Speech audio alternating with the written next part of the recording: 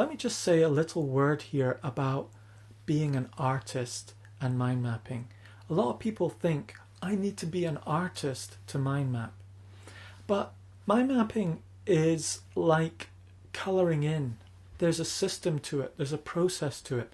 Once you follow that system, it can be very beautiful, just like colouring in. And someone can look at something that you've painted by numbers and think, oh, you're such an artist.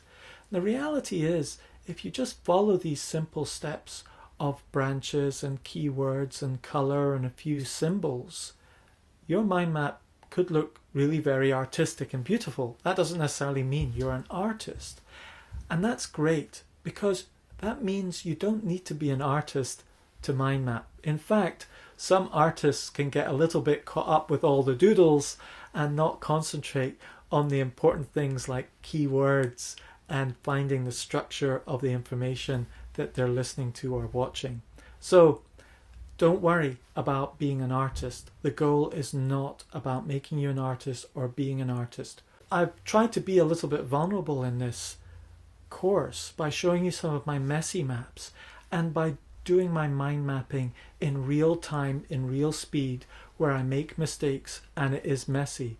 I'm not doing some piece of art that takes an hour to do. I want to do my maps quickly and efficiently, and I hope you do too.